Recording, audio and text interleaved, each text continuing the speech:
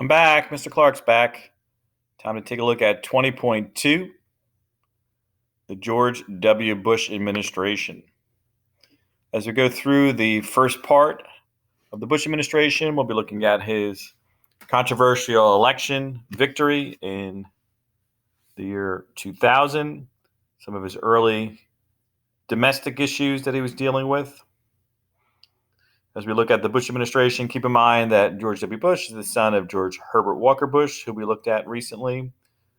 As we go through the Bush administration, make sure you have out your Google Doc, open up on your Chromebook, and you fill out the responses as we go through it. So as we look at the 2000 presidential election, we have George W. Bush as the Republican nominee.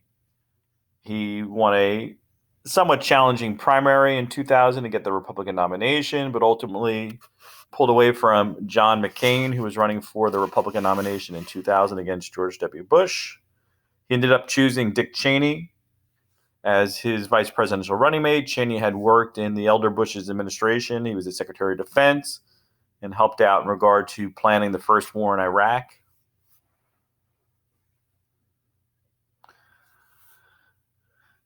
Democrats, they nominated Al Gore, who was the vice president of the United States at that time. Gore had served for 8 years under Bill Clinton. Clinton administration was deemed to be a successful presidency. So on paper, it seemed like Al Gore had a pretty good chance at winning the presidency in the year 2000. Gore chose Joe Lieberman, a senator from Connecticut, as his running mate. Lieberman became the first Jewish candidate on a major presidential or vice presidential ticket in election history. You could take a look there at George W. Bush on the left, Al Gore on the right. This is from one of their debates. It was kind of an open forum where you were taking questions from citizens and you're able to move around the debate stage. And one of the more famous, events from that debate was the fact that Al Gore ended up getting up in George W. Bush's face as he was responding to a question. You can see Gore kind of moving towards President-to-be Bush as he's moving along the stage.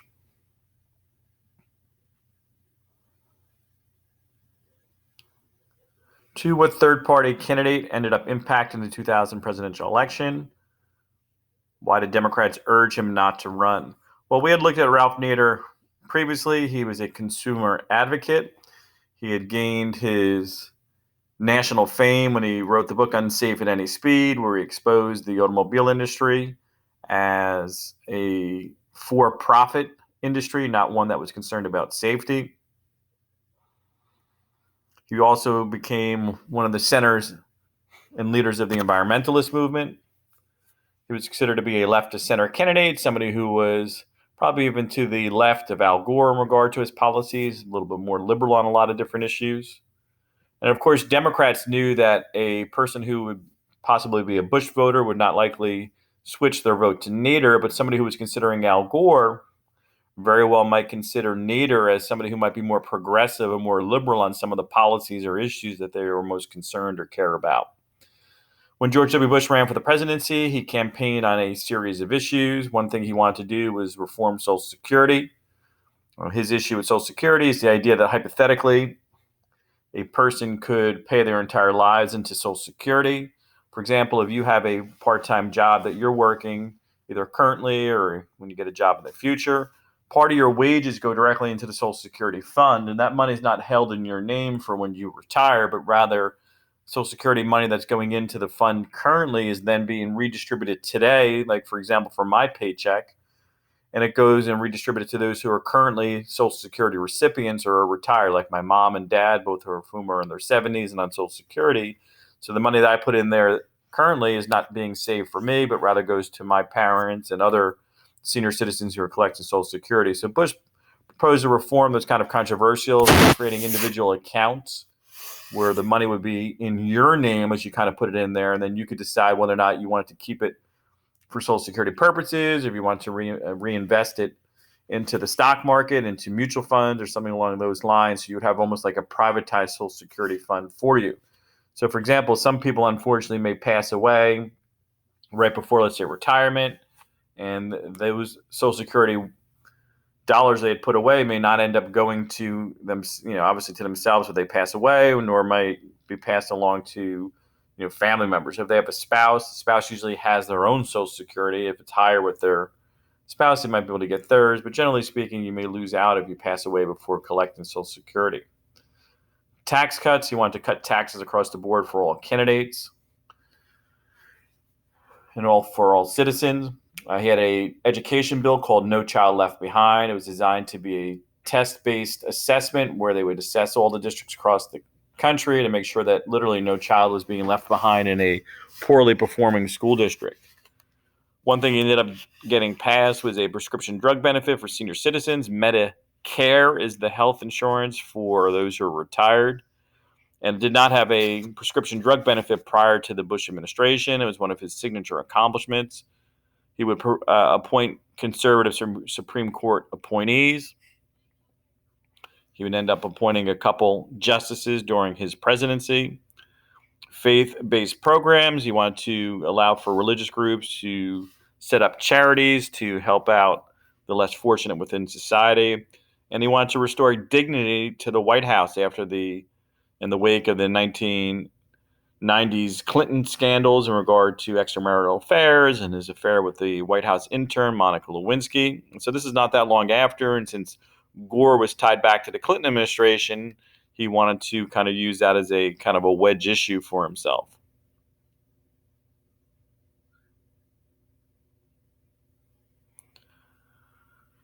When the election came to a conclusion in November 2000, Al Gore ended up winning the popular vote by a very slim margin of 50.9 million popular votes to Bush's 50.4 million popular votes. And when the election came to an end on election day, the state of Florida was still up in the air.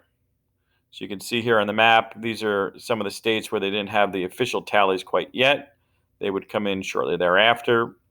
But the one in question here, the yellow one here in Florida.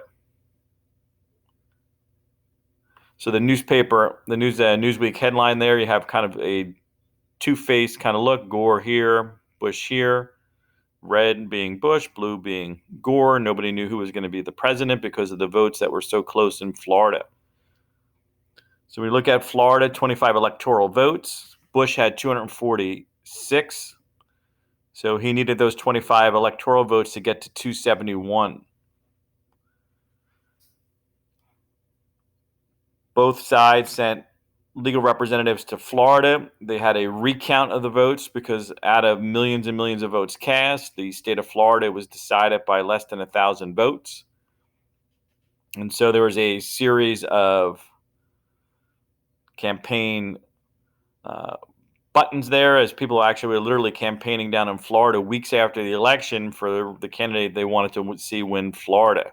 So instead of Gore-Lieberman, opponents of Al Gore put sore loserman on there, saying that Gore was mad because he lost.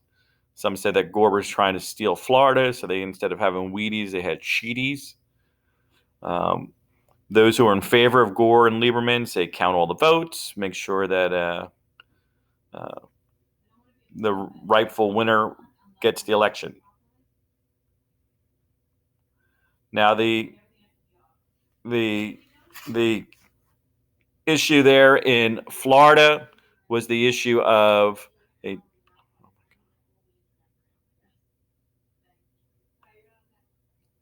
I apologize. There's a lot of noise going on in my house currently.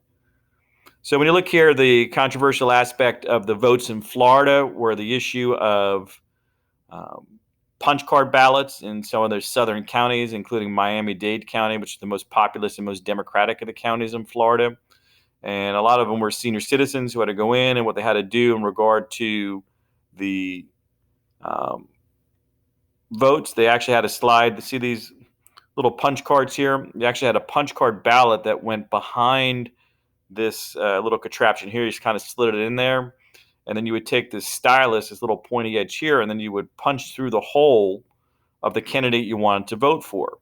And so what you had to do in order for your vote to be counted, you needed to have the back of that ballot have the little punch, and it's called a chad, kind of punch all the way through and disappear and would leave behind the hole. Well, it was kind of on the ballot itself, it's like a small rectangle. And in order for your ballot vote to be counted, you had to have either punched fully through or 3 out of the 4 corners had to be pushed through. So that's why they have the gentleman there with the magnifying glass trying to see if the ballot was actually punched through. So they actually physically had a hand count each of the ballots. And then there were some accusations that the arrows, if you look at the ballot there, pointed to the wrong holes. So some people who thought they were voting for Al Gore, which had to punch this hole here, accidentally punched this hole here, which was for Pat Buchanan, who is an extremely conservative candidate. So they ended up with like thousands of votes for Pat Buchanan in Miami-Dade County, which is a very liberal area. So they kind of found that a little bit unreasonable, which is part of the challenges as well, but they couldn't go back and re-vote. So when all things were said and done, there was 537 votes separating President Bush and Al Gore. Gore petitioned the Florida State Supreme Court to recount all the ballots in just 4 of Florida's 67 counties. One of the reasons why ultimately his challenge would go down in defeat is the fact that he only wanted to recount the counties in which he thought there would be a lot of Democratic votes. Instead of all 67 counties, many of which were very conservative or Republican, Gore did not ask to have those counties recounted. So on November 26, 2000, Florida State Secretary of State Katherine Harris certified Bush the winner of Florida's 25 electoral votes by a margin of 537 votes out of 6 million cast. So you could argue that had any, let's say, 270 votes out of those votes who voted for Bush had flipped to Gore, that would have been the difference, and Gore would have won the state if only 270 votes had gone differently for Gore instead of Bush. So that's how tight it was out of 6 million votes cast.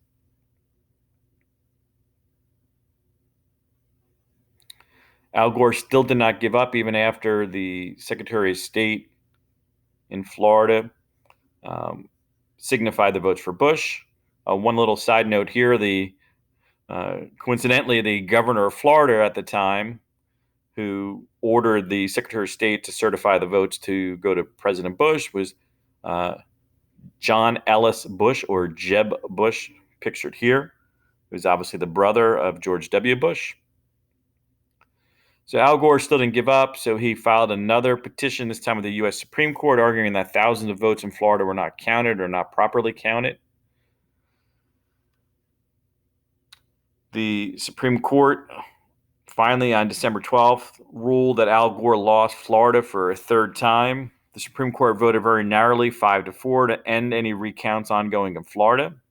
The court argued that because different vote counters use different standards to look at these ballots, the recount did not treat all votes equally. And then finally, on that December 12, 2000 date, over a month after the election had come to an end, Gore finally conceded and Bush was the winner of the presidency. 11, how have the events in the 2000 election impacted future presidential campaign? Now candidates focus more of their strategy on winning key states to obtain electoral votes instead of trying to simply win the popular vote, which has made it more likely that we'll have additional candidates moving forward who will win the election but not necessarily win the popular vote.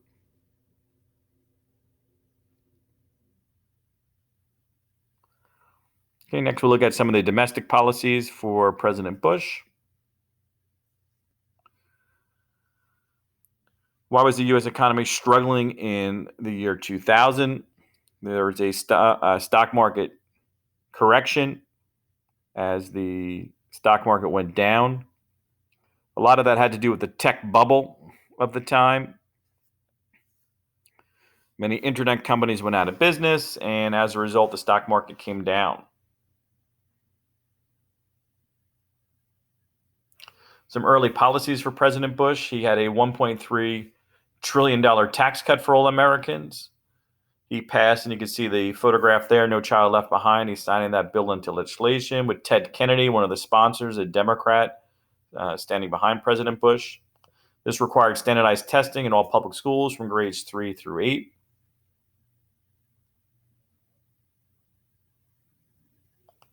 And 15, in what ways did Bush try to reduce the federal deficit? He proposed reforming Social Security. That would have been a issue in regard to how a person could maintain their own fund. It also, too, he thought would be a way to eventually, if we had private accounts, you could maybe move to more of a private account setting opposed to the traditional Social Security.